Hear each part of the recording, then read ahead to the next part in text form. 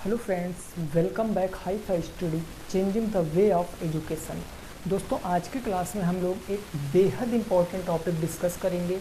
चाहे वो आप डीएलएड फर्स्ट सेमेस्टर ले लो, चाहे सेकेंड, थर्ड या फिर आप फोर्थ, चारों सेमेस्टरों में से अगर आप किसी भी सेमेस्टर का एग्ज़ाम देने जा रहे हो, इस टाइम तो खैर फोर्थ वालों के लिए इम्पॉर्टेंट है, बट आप किसी भी अगर सेमेस्टर का एग्ज़ाम है आपका, तो ये चैप्टर आपका इम्पॉर्टेंट रोल अदा कर सकता है। क्योंकि आपने देखा होगा कि इससे पहले 2019 में जो बैक पेपर हुआ था फोर्थ सेमेस्टर का, उसमें सर्किल से इंटरसेक्ट करने वाली जीवाओं से रिलेटेड एक क्वेश्चन आया था। तो उसी कंसेप्ट पर आधारित हम लोग क्या सीखेंगे, जिसको बोलते हैं सिमिलरिटी, यानी हिंदी में इसको बोलते हैं समरूपता। तो यहाँ का हम पूरा कंसेप्ट सीखेंगे, कैसा क्वेश्चन बन सकता है। अभी तक यहाँ से 2 क्वेश्चन आए हुए हैं, उन दोनों क्वेश्चनों को भी डिस्कस करेंगे और सारी चीज़ों को हम आपको यहाँ पर सॉल्व कराने की कोशिश करेंगे। सर्वप्रथम मैं आपको कंसेप्ट बताऊंगा और कंसेप्ट में ही सारा राज छिपा हुआ है। यदि आप कंसेप्ट सीख जाते हो तो आप चीज़ों को बेहद अच्छे तरीके से कर पाओगे। आइए ज़रा सीखते हैं। टॉपिक है हमारा सिमिलरिटी, जिसको हिंदी में बोलते हैं अपन समरूपता। हिंदी में इसे बोलते हैं समरूपता। अब आपने 7, 8 या फिर 9 में आपने पढ़ा होगा, खैर 9 में तो सब लोगों को नहीं कह सकते कि मैथ पढ़ाओ, हाँ, बट आप 8 में या 7 में प्रूव करना ज़रूर सीखे होगे। सिमिलरिटी क्या होती है उस बात को सबसे पहले समझेंगे। देखो, जैसा नाम, सब मतलब एक जैसा, रूप, जितनी आकृतियाँ होंगी, 2 यानी कि 2 हो सकती हैं, 3 हो सकती हैं, अगर उनके बिल्कुल आकृतियाँ सेम हैं तो वो आपस में समरूप त्रिभुज या समरूप क्वाड्रिलेटर, वैसे हमारे टॉपिक में त्रिभुज है, हम वही पढ़ेंगे। समरूप त्रिभुज हम लोग कहेंगे। कैसे, तो उस बात को ज़रा समझने का प्रयास करना। देखो, मैं 2 ट्रायंगल बनाता हूँ। सबसे पहले अगर मैं यहाँ पर एक ट्रायंगल ये बना देता हूँ, हमने एक कोण त्रिभुज आपका ये बना दिया और दूसरा त्रिभुज हमने इधर इस तरफ बना दिया। थोड़ा सा मैं दोस्तों आपको एक्सप्लेन करूँगा, चीज़ें हर एक समझाने की कोशिश करूँगा और आपके समझ में भी आएगा। ये मैंने 2 ट्रायंगल बना दिए, इसका कोई एक नाम दे देते हैं। हमने कहा ये ट्रायंगल है ए बी और सी। ये ट्रायंगल क्या हो गया, ए बी सी, और इसका नाम मैंने दे दिया कि पी क्यू आर। ये पी क्यू आर 2 ट्रायंगल हो गए। भाई ये ट्रायंगल पी क्यू आर, आपको पता है ट्रायंगल में 3 वर्टेक्स होते हैं, 3 शीर्ष होते हैं, ए बी और सी 3 ही साइड होती हैं। यहाँ वर्टेक्स हैं पी क्यू आर। तो आप समझो, सबसे पहला जो आता है समरूपता, वो फर्स्ट होता है। जो फर्स्ट पॉइंट इसका है वो फर्स्ट क्या होता है भाई, कि एंगल एंगल एंगल। मतलब समरूप चीज़ें कब हो सकती हैं वो मैं आपको बताता हूँ। एंगल एंगल एंगल, अगर किन्हीं 2 आकृतियों के तीनों एंगल अगर बराबर हैं तो वो त्रिभुज क्या कहलाएंगे, समरूप त्रिभुज कहलाएंगे। जैसे अगर मैं कंपेयर करूं इन 2 त्रिभुजों की, हमने कहा यहाँ पर एंगल ए अगर एंगल पी के बराबर हो जाए, यानी अगर मैं कह दूं कि इफ़, मैं क्या कह दूं भैया, if angle A is equal to, मैं क्या कह दूं, एंगल पी। एंगल ए किसके बराबर है, एंगल पी के बराबर है। ठीक उसी प्रकार ये जो एंगल है बी, किसके बराबर कर दूं मैं, एंगल क्यू के बराबर कर दूं। एंगल बी बराबर एंगल क्यू कर दूं। और ये जो एंगल है सी, इसको किसके बराबर कर दूं, एंगल आर के बराबर कर दूं। यानी एंगल सी किसके बराबर हो जाएगा, एंगल आर के बराबर हो जाएगा। तो आप देखो, यदि किन्हीं 2 त्रिभुजों के 3 एंगल बराबर हैं आपस में, तो हम क्या कह सकते हैं, हम ये कह सकते हैं कि देन, यानी कि तब, ये जो त्रिभुज है आपका ए बी सी, ये सर्वांगसम होगा। किस त्रिभुज के सर्वांगसम होगा, समरूप होगा। तो ये समरूप होगा ए क्यू आर के। किसके होगा, सॉरी, पी क्यू आर के। ये पी क्यू आर के क्या हो जाएगा, समरूप या सर्वांगसम, ऐसे हम कह सकते हैं। समरूप कहें तो ज़्यादा बेटर रहेगा। समझना है आपको। फर्स्ट केस ये बनता है कि किन्हीं 2 त्रिभुजों के अगर तीनों एंगल बराबर कर दें, तीन एंगल बराबर कर दें, तो इसी को बोलते हैं first theorem of similarity, angle angle angle. यहाँ पर मैंने एंगल ए को एंगल पी के बराबर दिखाया, एंगल बी को मैंने एंगल क्यू के बराबर दिखाया, एंगल सी को मैंने एंगल आर के बराबर दिखाया। देन हम कह क्या सकते हैं कि तीनों एंगल बराबर हो गए। इसका मतलब जो एंगल ए बी सी है वो किसके समरूप हो गया, एंगल पी क्यू आर के समरूप हो गया। ये बात आपको समझ में आ गई। ये फर्स्ट होता है। जब आपके एंगल समरूप हो जाते हैं तो कई सारी चीज़ें निकल कर आती हैं। वो कौन कौन सी चीज़ें हैं जरा उनको हम समझने का क्या करेंगे, प्रयास करेंगे। लेकिन अब आगे आपको क्या समझना है, ये फर्स्ट हो गया एंगल एंगल एंगल। सेकंड जो आता है वो सेकंड होता है साइड साइड साइड। यानी अगर मैं आपसे कह दूं कि पॉइंट नंबर जो सेकंड है, पॉइंट नंबर जो सेकंड है वो होता है side side side. Side side side का मतलब क्या होता है कि जब तीनों साइड हम आपस में बराबर कर दें।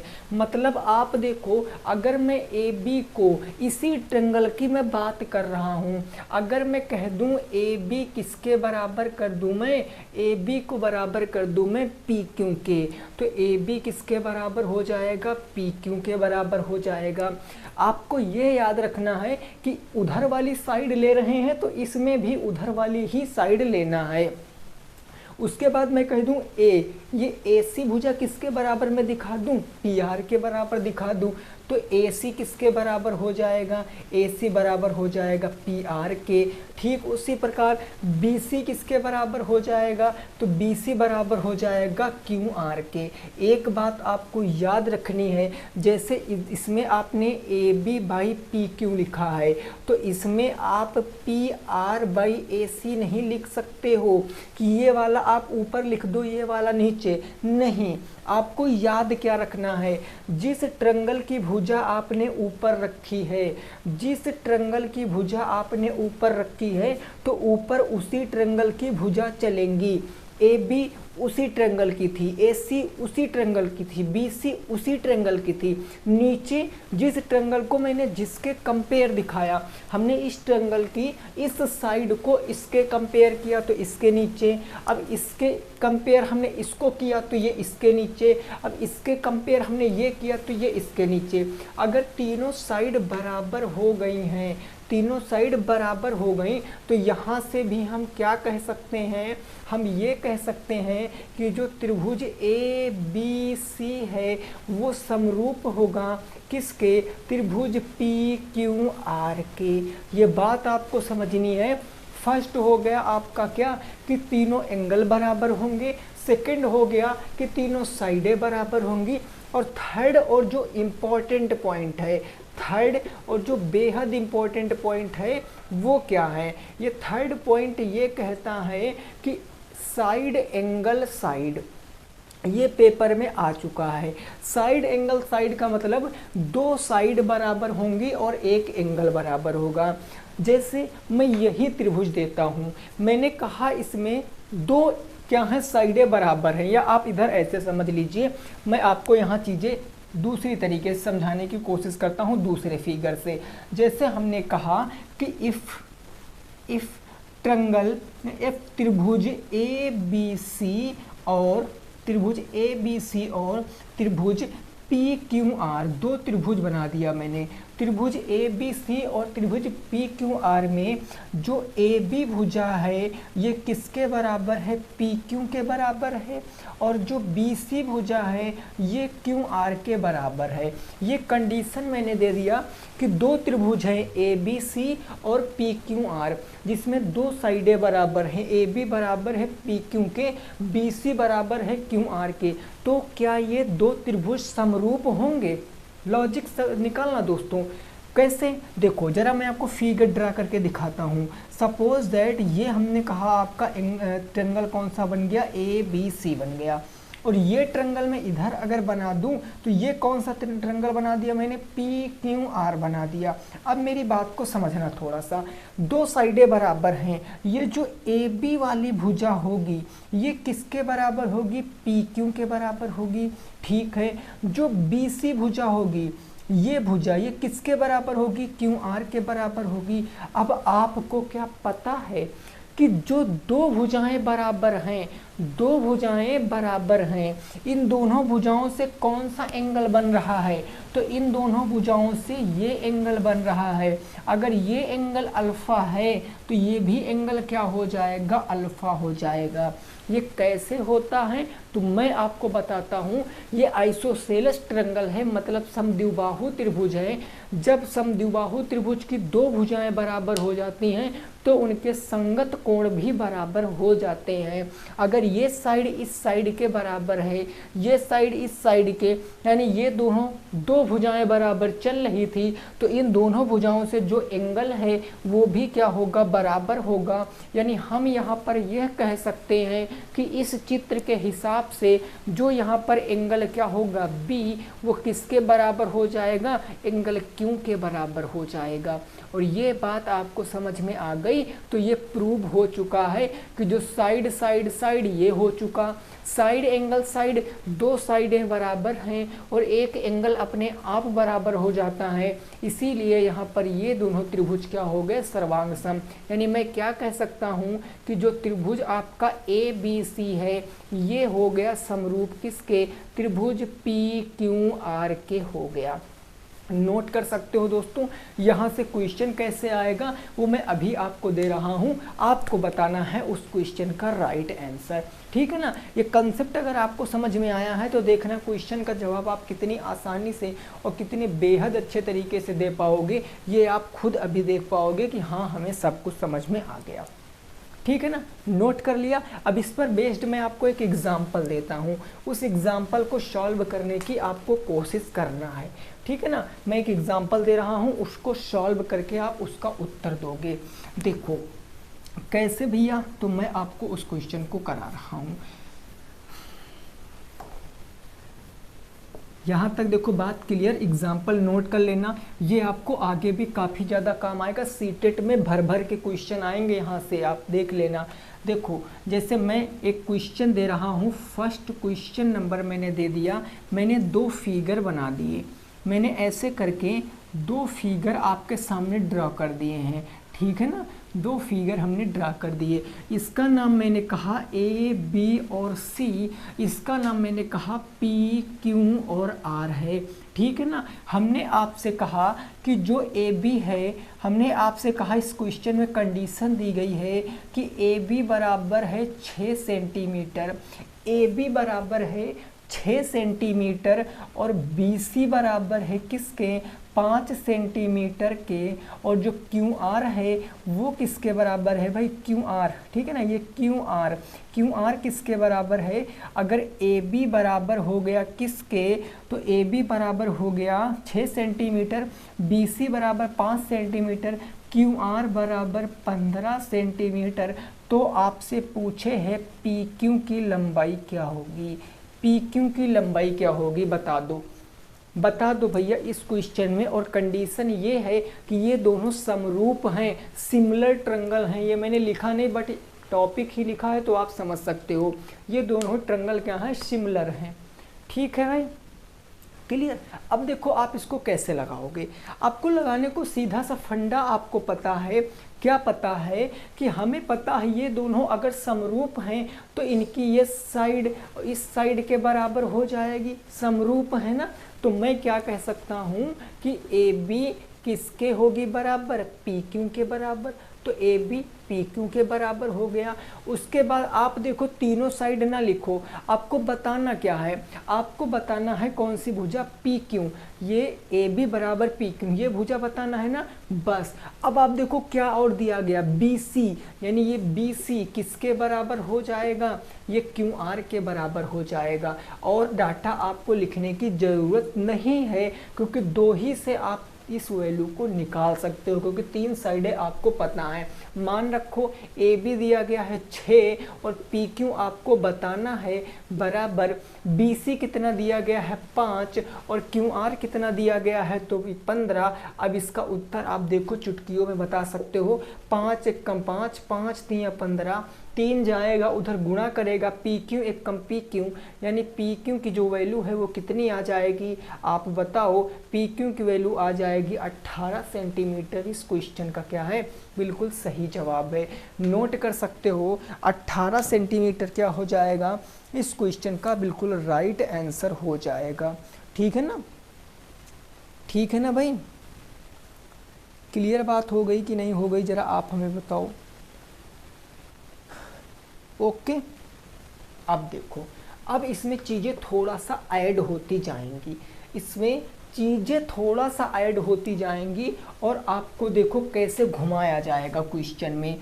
मैंने आपको बताया अगर ट्रायंगल समरूप हैं, अगर त्रिभुज समरूप हैं तो क्या क्या चीज़ें होंगी। तो सबसे पहले आप देखो कि त्रिभुज के समरूप की परिकल्पना, हेडिंग है हमारी त्रिभुज के समरूप की परिकल्पना। ठीक है ना, ये हेडिंग आपको लगा लेना है, समरूप की परिकल्पना, कि हम कैसे परिकल्पना करते हैं। जरा देखो, अगर दो ट्रायंगल कोई समरूप है, सपोज दैट अगर मैं यहाँ से कह दूँ एक ट्रायंगल ये है और एक ट्रायंगल आपका ये है, इसका नाम मैंने कहा ए बी और सी है, इसका नाम पी क्यू और आर है, इसका मैंने नाम अपने मन से रख लिया। अब ये क्या है, समरूप है, ये क्या है, समरूप है। जब ये समरूप होते हैं तो आप समझो, अगर मैं कह दूं कि इनकी ये हाइट हो गई है, ये इनकी हाइट है, भाई हम यहाँ से डालेंगे तो ये हाइट हो जाएगी, ये एच हो जाएगी, और यहीं से मैं एम मीडियन डाल दूँ। मीडियन का मतलब क्या होता है पता है ना आपको, ठीक है, तो मैंने एम डाल दिया, ये H1 है, ये M1 है, और यहाँ से मैं भी डाल दूँ, तो यहाँ से अगर मैं डालूंगा तो ये बन जाएगा H2, और यहाँ से मैंने मीडियन खींच दिया तो ये बन जाएगा M2। ठीक है, अब यहाँ होगा क्या, अगर ये दोनों त्रिभुज समरूप हैं तो आप सीधे चीज़ों को समझो, क्या कि सबसे पहले इनकी जो भुजाएं होंगी वो उनका अनुपात, यानी ए बी भुजा किसके बराबर होगा, पी क्यू के बराबर होगा। ये जस्ट मैंने अभी आपको बताया है, जो साइड लेंगे वही साइड इसमें भी लेंगे। और ए सी भुजा, अब हमने इसमें ए सी भुजा ली तो इसमें उधर वाली लेंगे कौन सी भुजा, पी आर भुजा। अब इसमें देखो नीचे वाली ले रहे हैं हम बी सी भुजा, और यहाँ नीचे वाली क्या हो जाएगी, क्यू आर भुजा हो जाएगी। यानी ये तो अभी तक हमने पढ़ा था, सही था, लेकिन इसके बराबर इसकी जो ऊंचाई है और इसकी ऊंचाई भी बराबर होगी, यही H1/H2 हो जाएगा। और इनकी जो मीडियन है M1 जो होगा वो M2 के बराबर हो जाएगा। और ये आपको याद रखना है, यही कहानी नहीं रुकती है मेरे दोस्त। ये जो त्रिभुज का मैं कह दूं, जो त्रिभुज ABC, अगर आप इसका परिमाप निकालोगे ना वो भी, और त्रिभुज PQR इसका भी परिमाप क्या होगा, इक्वल हो जाएगा। देख लो, यहाँ से कहानी बनेगी, आपको दे देगा कि दो त्रिभुज समरूप हैं जिनका परिमाप इतना और इतना है, तो उनकी साइड का अनुपात क्या होगा।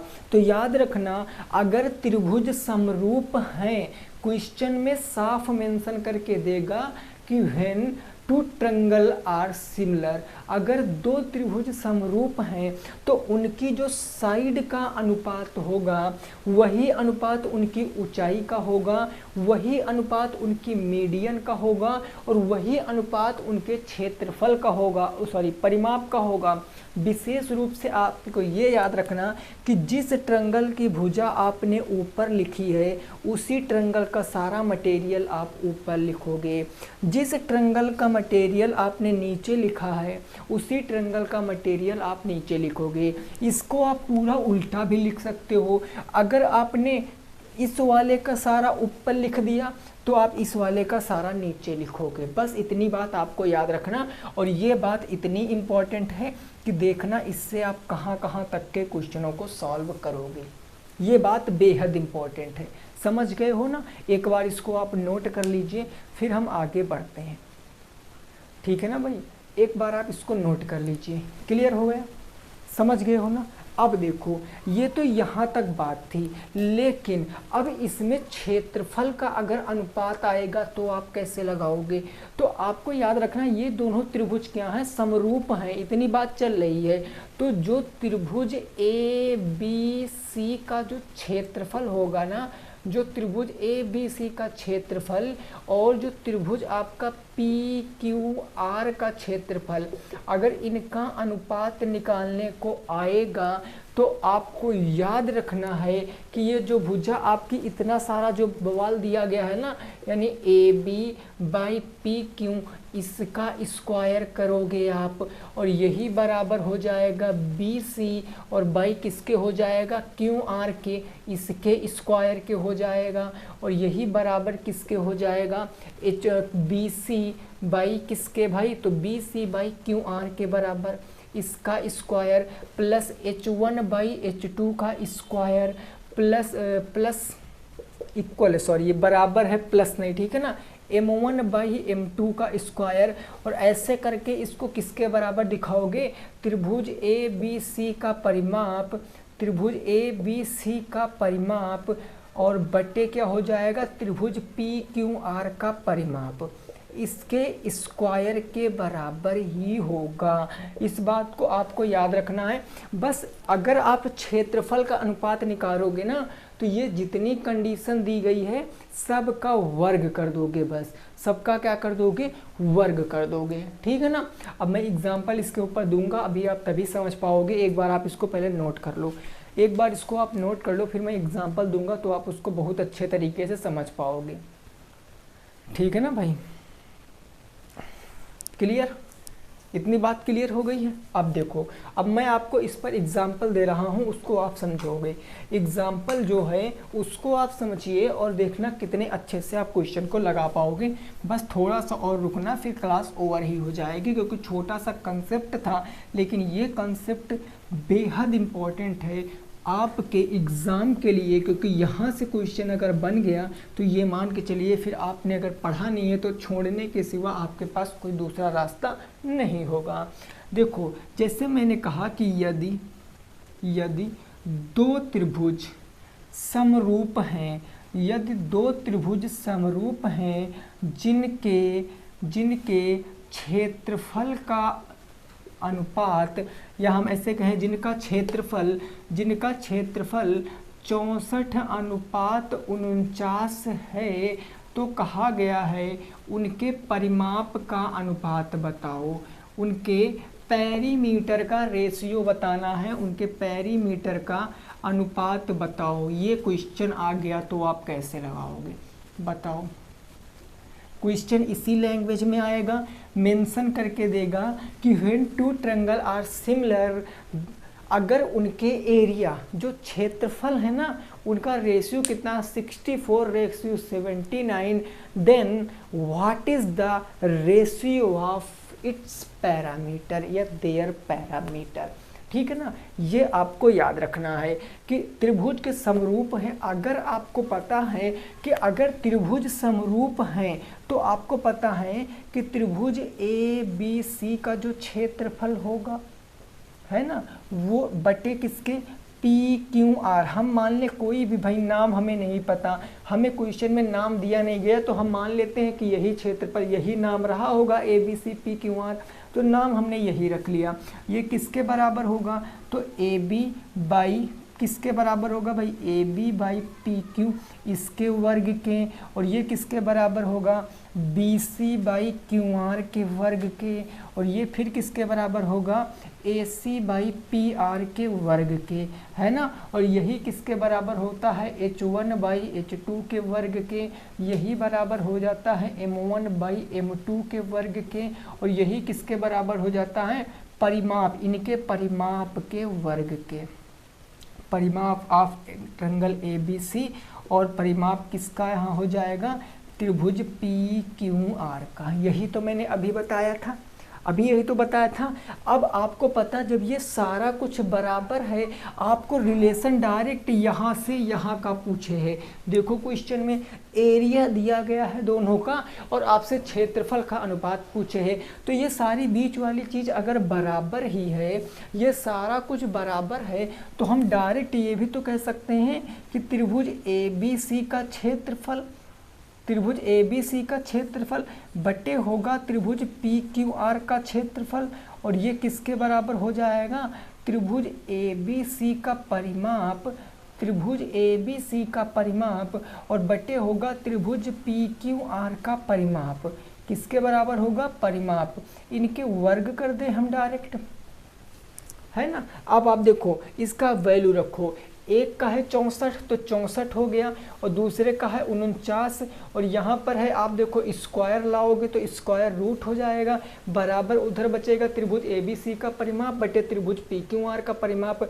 64 का मतलब 8, 49 का मतलब 60, तो क्वेश्चन का राइट आंसर 8 और 7 क्वेश्चन का क्या है, बिल्कुल सही जवाब है, नोट कर सकते हो। 8:7 will be the right answer in this question. समझे कि नहीं समझे बात को, 8 अनुपाते कितना हो जाएगा, 7 हो जाएगा। ठीक है ना, क्लियर बात हो गई, ओके। अब देखो हम आगे थोड़ा सा पहुंचते हैं, और आगे मैं आपको एक बात बताता हूं जो कि बेहद इम्पोर्टेंट है। देखो एंगल वाइज सेक्टर आपको समझना है। एंगल वाइज सेक्टर क्या होता है, जिसको हम बोलते हैं केंद्र सम द्विभाजक। अगर उस बात को समझे, वो लास्ट टॉपिक है इस चैप्टर का, फिर आपका ये पूरा चैप्टर क्लियर हो जाएगा। देखो अब हम बात करेंगे एंगल वाइज सेक्टर की। किसकी बात करेंगे मेरे भाई, तो angle wise sector. Angle wise sector को हिंदी में क्या बोलते हैं, कोण अर्धक कह लो या कोण सम द्विभाजक कह लो, कोण अर्धक बोलते हैं। जैसे आपको पता है कि ये मैंने क्या बनाया, कोई एक एंगल बनाया, ये मैंने कोई एक एंगल बनाया। अगर मैं इस एंगल को, आपको पता है ये भैया एंगल है हमारा, ये थीटा, अगर इस थीटा से मैं बिल्कुल ऐसे कोई लाइन खींच दूं जो इनको दो बराबर हिस्सों में डिवाइड करे। अब देखो एक एंगल ये बन गया, एक ये, तो ये अल्फा, ये अल्फा। कहने का मतलब जो एंगल बाइसेक्टर होता है वो जिस भी एंगल का बाइसेक्टर होगा। मैंने माना यहाँ पर एंगल कितना था, 2 थीटा था या 2 अल्फा। मैं कह दूं कि ये जो एंगल था वो 2 अल्फा था, तो इसने इसको बराबर हिस्सों में बांट के दिया, यानी अल्फा और अल्फा में। ठीक है ना, यानी जिस भी एंगल का बाइसेक्टर खींचोगे उस एंगल को वो 2 बराबर भागों में डिवाइड कर देगा। ये बात आपको तो समझ आ ही गई होगी। अब आप देखो, जैसे मैं ट्रायंगल का एंगल बाइसेक्टर खींचूं, ट्रायंगल का एंगल बाइसेक्टर क्या होता, जैसे ये एक त्रिभुज मैंने यहाँ बनाया और ये एक त्रिभुज मैंने कहाँ बना दिया भैया, यहाँ बना दिया। बहुत प्यार से समझना है। मैंने इसका नाम रखा A, B और C, मैंने इसका भी नाम रखा A, B और C, ये 2 मैंने नाम रख दिए, 3 नाम। अब आप देखो किसी भी दो एंगल के आप एंगल बाइसेक्टर खींचो। मैंने मान लिया कि मैं एंगल B का एंगल बाइसेक्टर खींच रहा हूँ, ठीक है ना, और एंगल C का मैं एंगल बाइसेक्टर खींच रहा हूँ। ये और ये एंगल बाइसेक्टर हैं एंगल B और एंगल C के। अगर ये दोनों कोण सम द्विभाजक हैं, कोण अर्धक हैं, तो ये एक सेंटर पर मिलेंगे और इसको बोलते हैं इन सेंटर ऑफ ट्रायंगल, इसको इन सेंटर बोलते हैं। तो आपको याद रखना है, हमेशा याद रखना है। क्या याद रखोगे कि ये जो आपसे ये पूछेगा इस एंगल का मान, आपसे यहाँ से देखो क्वेश्चन क्या बनेगा कि एंगल BIC का मान, यहाँ पर इन सेंटर मान लो ये O है, ये मान लो O है, तो आपसे पूछेगा एंगल BOC का मान।